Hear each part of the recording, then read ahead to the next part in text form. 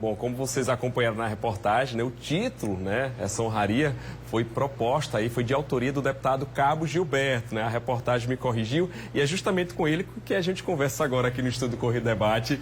Deputado, seja bem-vindo. Está aqui na Paraíba, você que agora, né, deixou a Assembleia Legislativa e por isso, né, essa sessão foi presidida aí pelo deputado João Gonçalves. E eu queria começar esse papo, né, pedindo para o senhor fazer o balanço desses primeiros dias, né, com o mandato, né, na Câmara Federal do nosso país. Então, seja bem-vindo aqui ao Correio Debate. Boa tarde, Simon. Boa tarde a todos os ouvintes e telespectadores da TV Correio. Obrigado, Sistema, pelo convite. Fico muito feliz. Mais uma vez, agradecer a toda a população pela expressiva votação. Eu não canso de agradecer a gratidão pela votação expressiva que tivemos. Lá na Câmara dos Deputados, o serviço é bastante ativo. A gente trabalha muito. Toda semana eu vou e volto para o estado da Paraíba, até porque aqui é a nossa base eleitoral. Ficamos na Comissão de Segurança, na Comissão de Educação titular, suplente na CCJ, na Previdência e na Comissão de Comunicação. Estaremos lá trabalhando duro para o estado da Paraíba desenvolver mais e mais. Eu, como deputado federal, essa será a nossa missão.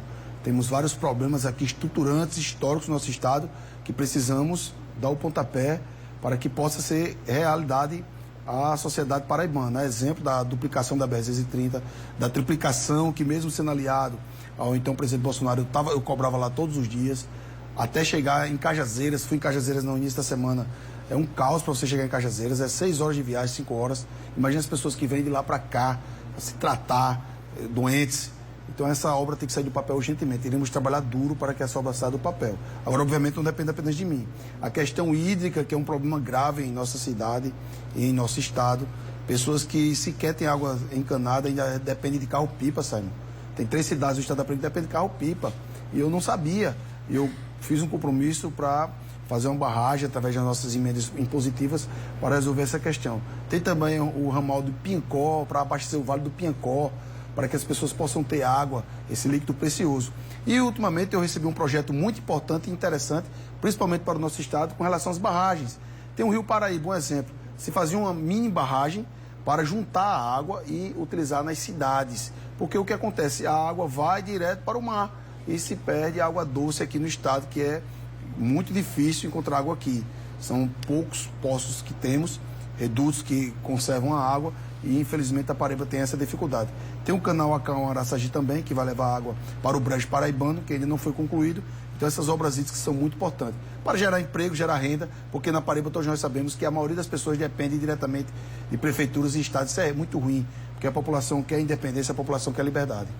Bom, o senhor tocou em assuntos importantes, né, que é de interesse da Paraíba, que inclusive foram levadas para o presidente Lula, né, quando ele pediu as prioridades do Estado. Foi tratado justamente essa questão da triplicação da BR e também dessa questão hídrica. Inclusive, o senhor falou aí sobre o carro-pipa. A gente viu que no fim do ano passado muitos municípios sofreram com isso, né, com essa suspensão, e realmente são municípios que só são abastecidos com isso. Em relação a essa questão hídrica, o senhor, de que forma, né, o senhor vem entrando nessa briga, nessa luta, na verdade, por nosso estado, e como é que você vem sentindo a abertura desse novo governo, que inclusive o senhor está na posição de oposição lá dentro, mas como é que vem sendo a abertura, a acolhida em relação a essas pautas?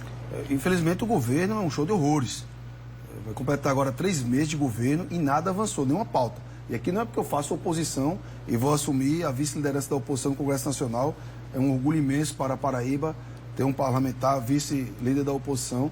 Tem um governador, o governo do senhor João, do senhor Lula, do senhor Lula não avançou em nada.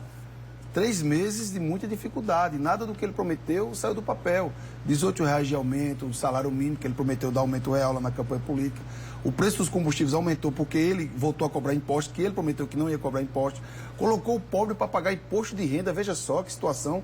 Um salário mínimo e meio, você vai pagar imposto de renda, ele prometeu R$5.000. O maior desmatamento da história do nosso país, lá em fevereiro, na Amazonas.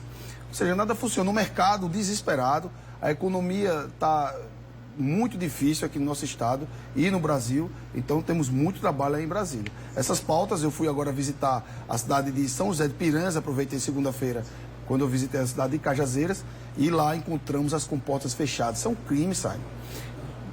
São 3 metros de água, só tem 20 centímetros praticamente. Então, aquele concreto, se passar muito tempo dessa forma, o concreto vai rachar e vai perder uma obra daquela magnitude que resolveu o problema da água, pelo menos em 4 estados do nosso querido Nordeste, que é a transposição do Rio São Francisco. Então, sabe, uma situação muito difícil. Nosso país, esses 2 meses, que vai fazer 3 agora, do desgoverno Lula 3, que não veio nada mostrar, até porque ele já governou esse país 2 anos, Dilma Rousseff 2 mandatos, quase 16 anos de PT, e o que foi que a Paraíba avançou? Nada. É muito simples falar a verdade, porque o governo Lula não tem o que mostrar a Paraíba nem o Brasil. Deputado, bom, o senhor está compondo agora a nova bancada paraibana, né? Alguns nomes permaneceram, e tem uns novos com o nome do senhor. E o que é que o senhor já sentiu dessa interação, né, entre os parlamentares paraibanos, deputados e senadores?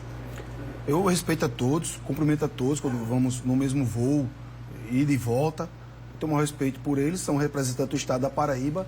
A gente sempre faz reunião da bancada, eu coloco as minhas ideias, obviamente respeitando todas, e eu sempre foco na questão hídrica e na questão da infraestrutura, porque vai resolver o problema do nosso Estado.